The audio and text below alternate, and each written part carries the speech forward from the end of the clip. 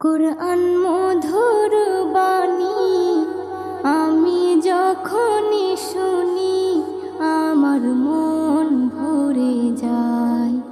কুরআন মধুর বাণী আমি যখনই শুনি আমার মন ভরে যায়। শোনো মুমিন মুসলমান, পড়ে দেখো না কুরআন, কত শান্তি পাওয়া যায়।